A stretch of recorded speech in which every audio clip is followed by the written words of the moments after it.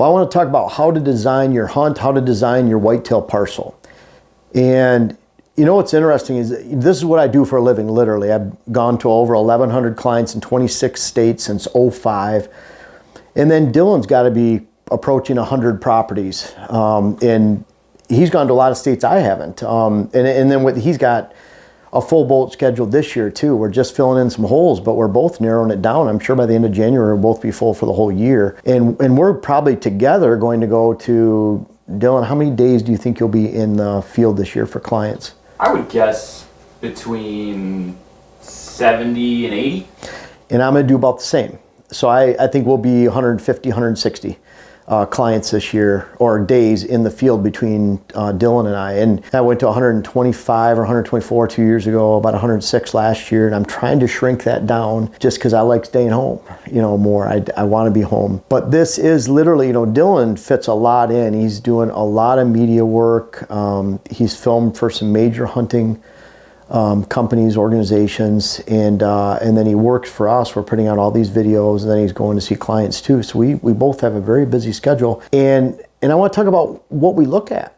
Some of the important things of what we look at and what you should be looking at, what you should start with. I'll go through this order right here, kind of what we're going through on our head.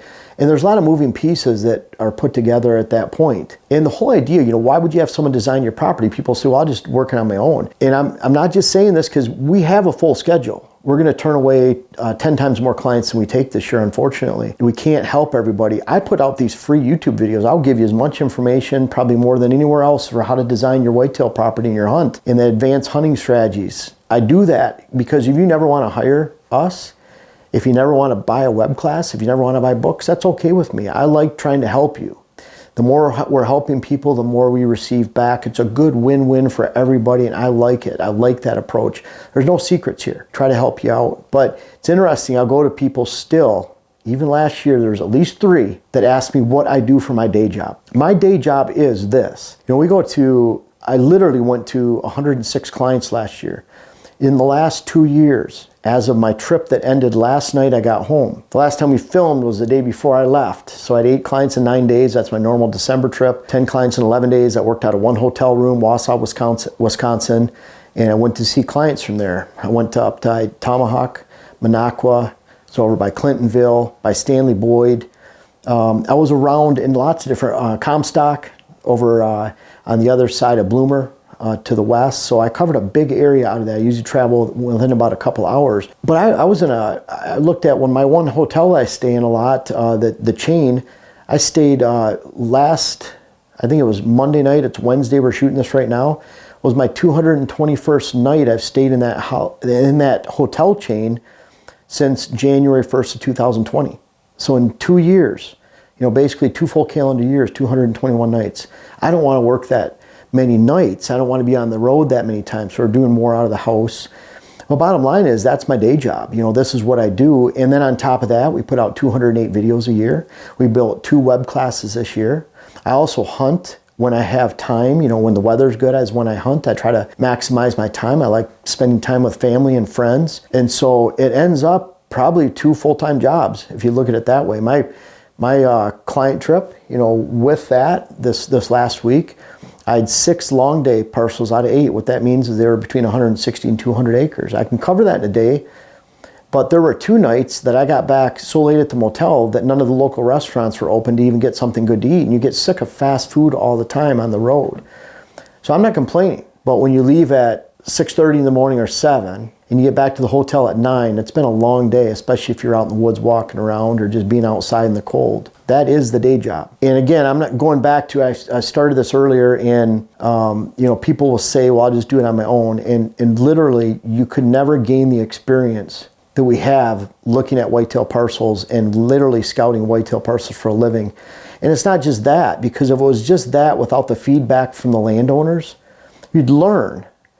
But imagine every landowner we talk to, what's worked with you for food plots, what equipment do you have, what's not worked with you for food plots, what habitat improvements have failed, they'll show them to us.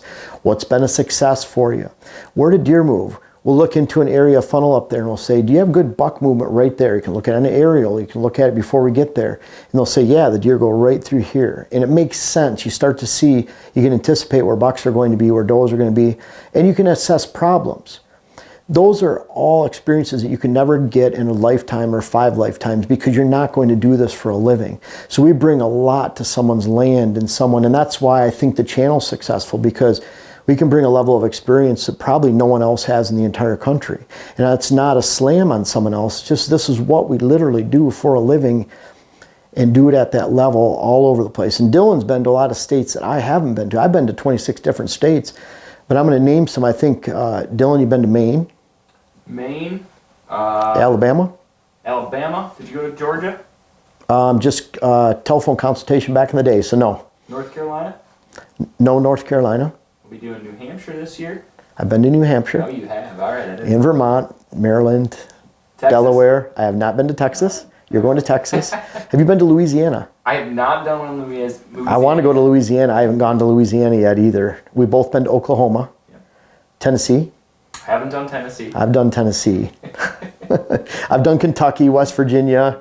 I'm not really sure what... I've been to Wyoming, Colorado, Kansas. I don't think you've been out there yet. Not yet. Dylan's in Pennsylvania and New York a lot.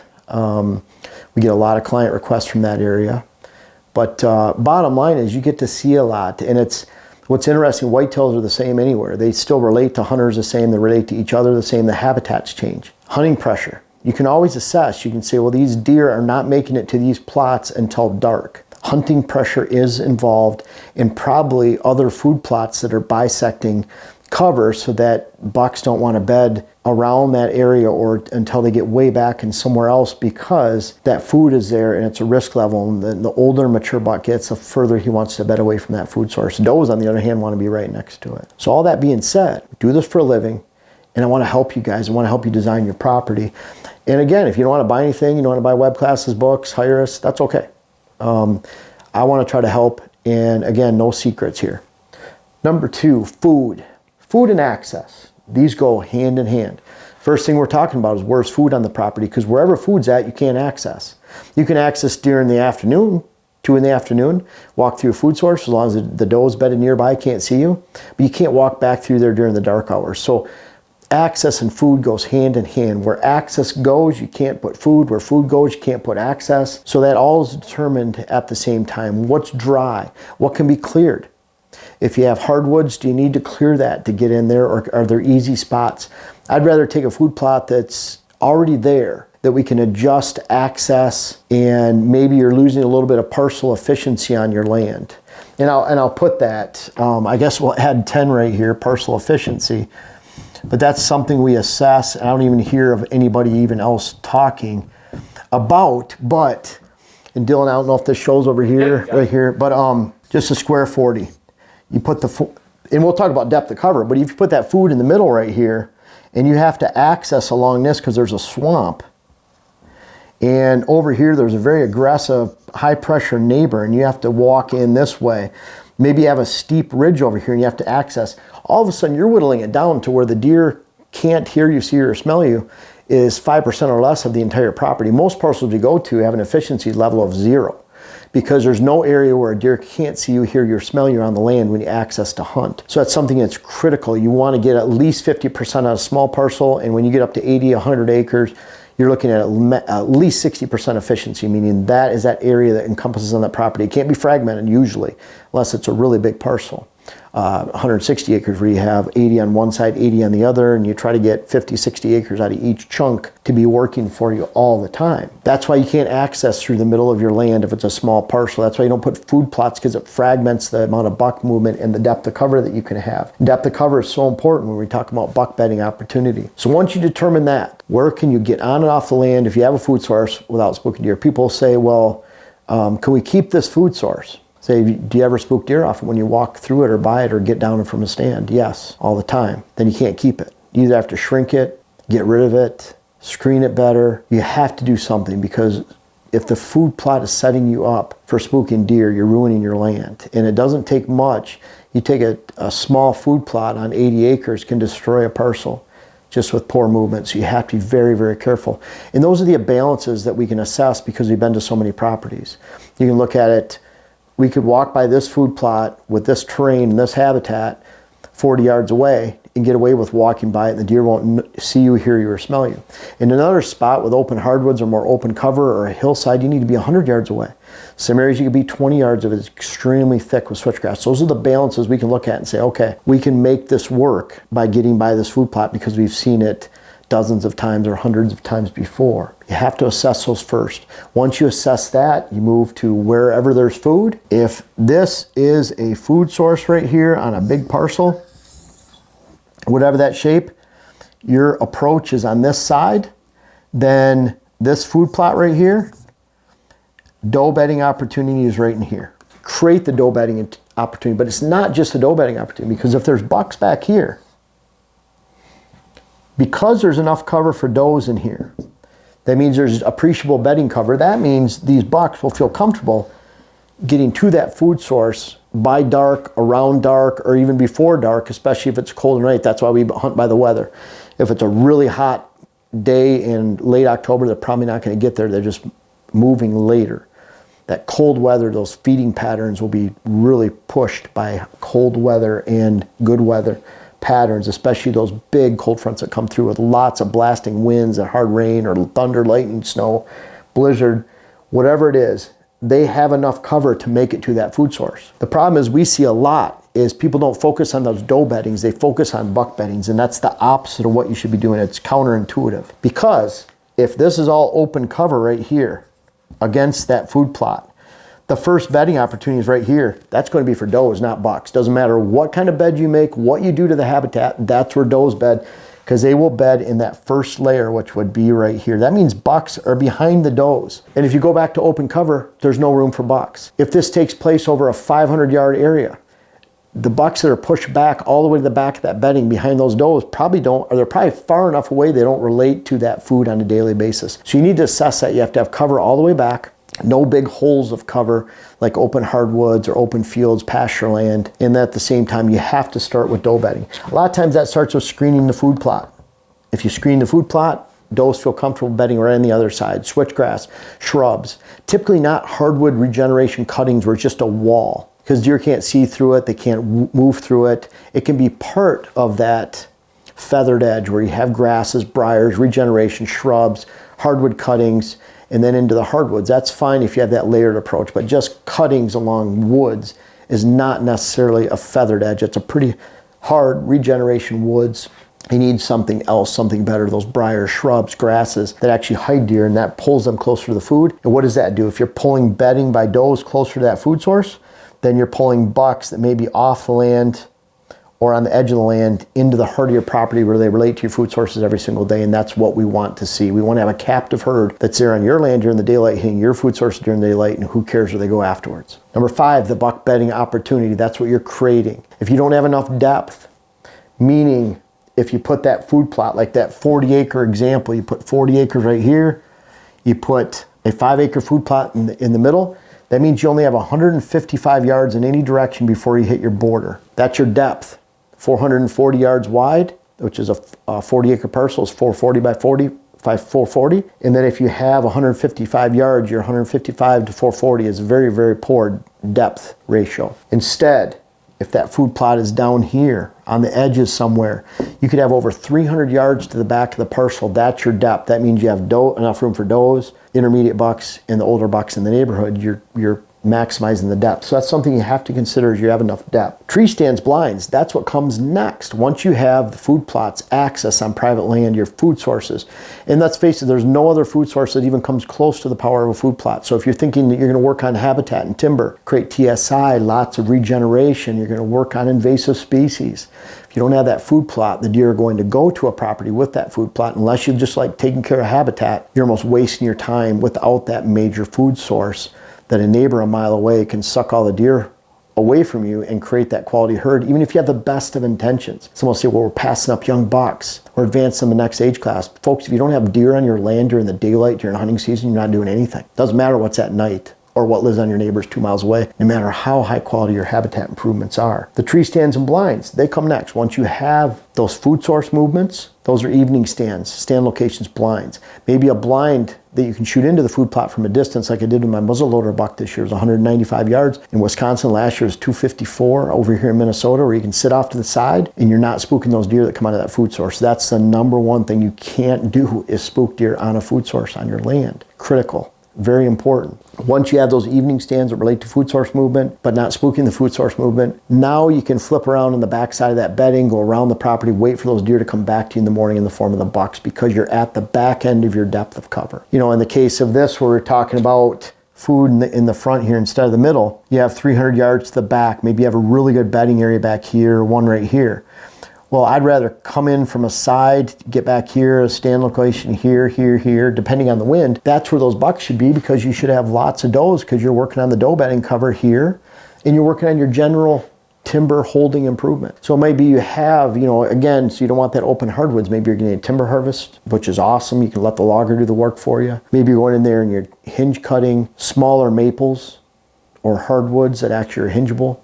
Box elder. Maybe you're cutting aspen pockets out randomly to improve the carrying capacity of the land. Maybe you're taking down big, mature, soft maple with big canopies, dropping them down. You're putting that instant side cover on the ground, and then regeneration that comes out of the stumps and from the sunlight hitting the ground. There's lots of the ways to fill in the cover outside of making specific bedding areas for does and then bucks, and filling in that cover in between.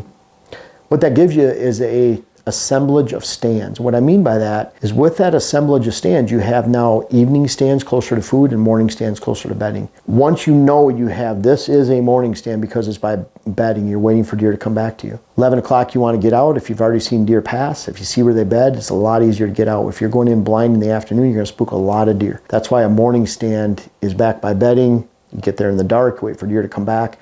Evening, afternoon stands. A lot of times I'm flipping stands. So I'm hunting that evening, afternoon stand by food, and then I'm hunting morning stand somewhere else. I'm getting out safely, getting around, and hunting those two stands so I can maximize evening, afternoon movement to food, and then that morning stand movement to bedding. But you have to have evening. And what you'll find is you probably have about 50-50 if you're doing it right. You're not just going to have one good morning stand or two. You're going to have an assemblage that's based on a lot of different winds, based on movement to and from food sources, but you're off food sources in the morning and then closer to food in the afternoon. So you have to have that designated morning, afternoon stand. Number 7, movement sweeteners. Now, mock scrapes, if I have a stand location, mock scrapes go in there. That's where my cameras go too. They all three to go together. I say that all the time. Stand, mock scrape, and an opportunity for a camera. Whether you put one there or not, you're always thinking, okay, tree for the camera. I can hide it here at 6 feet off the ground. Side profile is hidden. It's on a mock scrape. And then there's my tree stand tree. I can shoot the camera usually from where I'm at, let alone the mock scrape.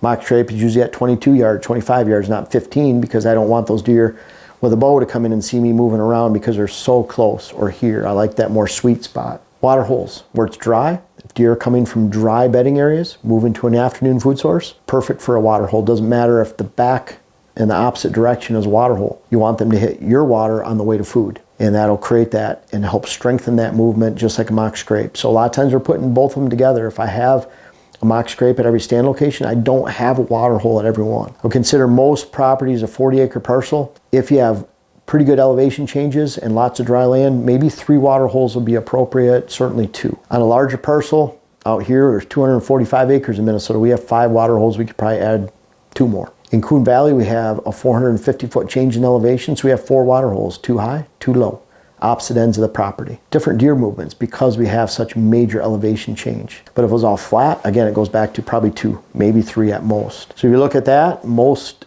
properties, water holes would probably be about 1/4 of all stand locations, and mock scrape is every stand location. Great movement sweetener though. Movement sweetener can be an apple tree, but you need some open sunlight to get there. I've seen people put some really cool apple plantings back by stand locations, but they're too shaded, so they don't offer any type of soft mass.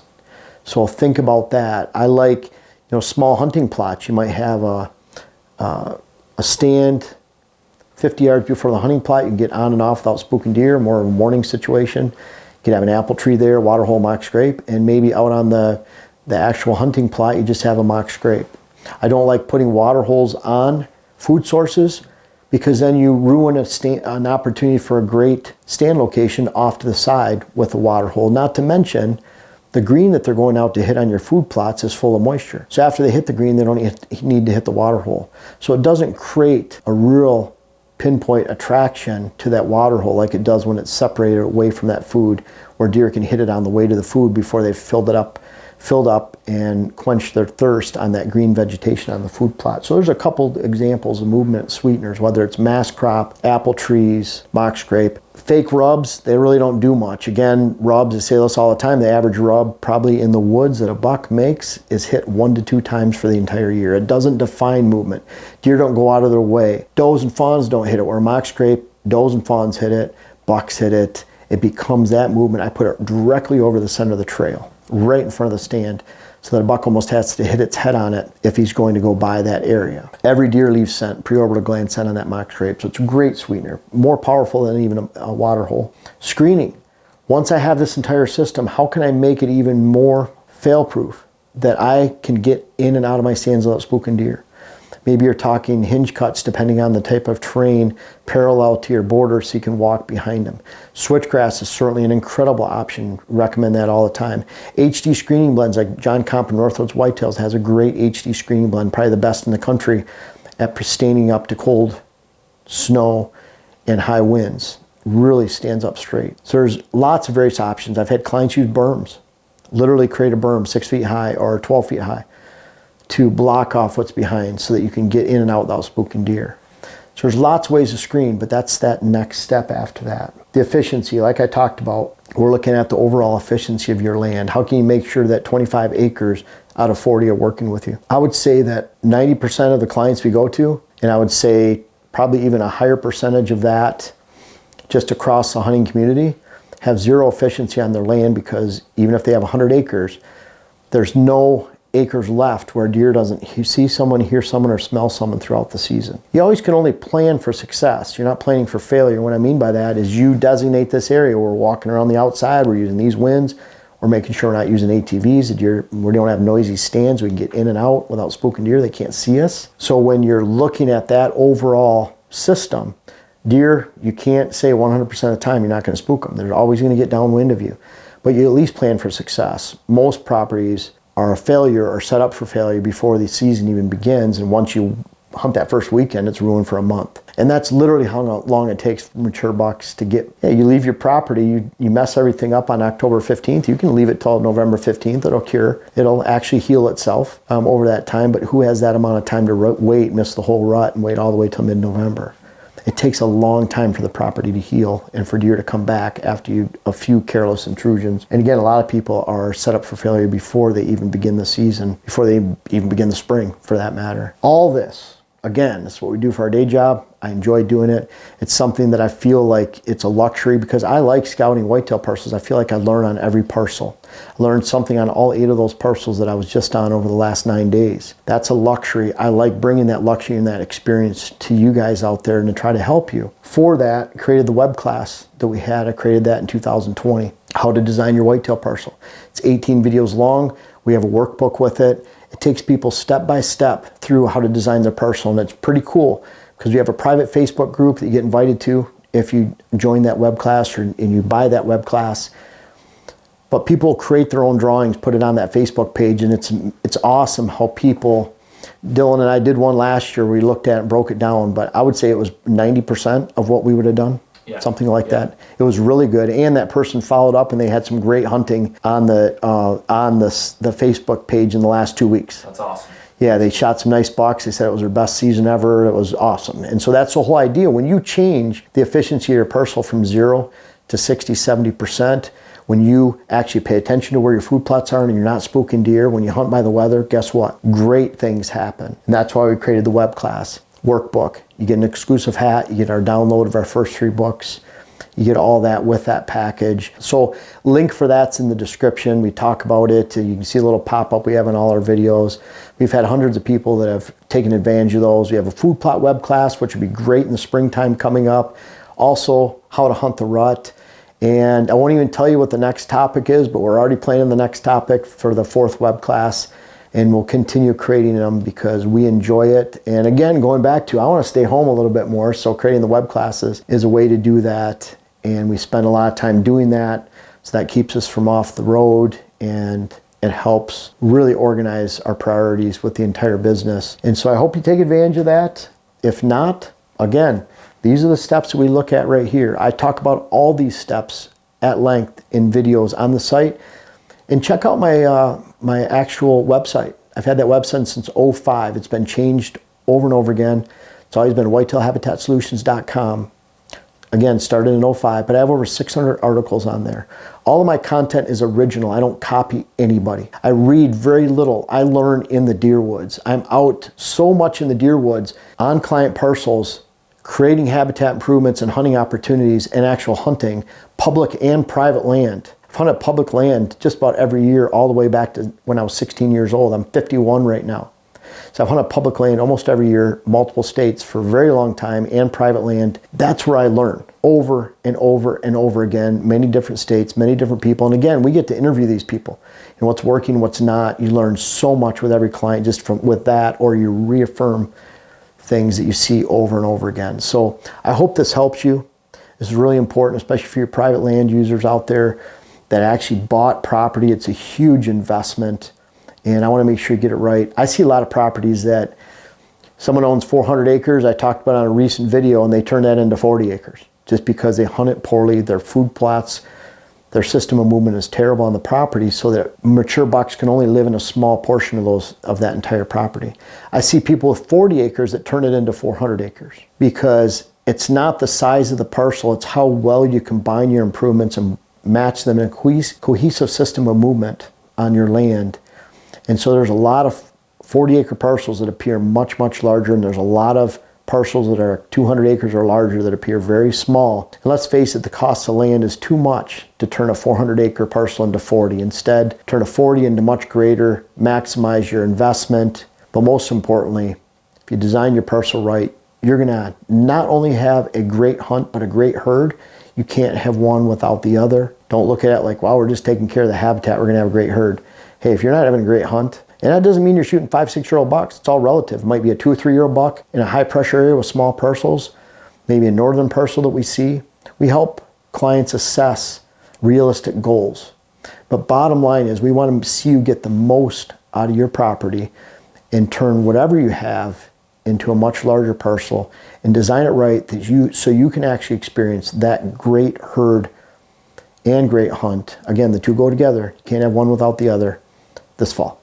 Folks, I want to make sure you check out my web class video series, whether it's how to design your food plot program or how to design your property in general. And we have a new one coming out that'll be how to hunt the rut. But these bucks back here are a testament. Some of these bucks go back to 93. They're even in different states. I urge you to check out those web classes so that you can help yourself, help your land, help your hunt. The link is in the description. And also for those that have tried them out, I encourage you to offer some feedback in the comments below. Thank you.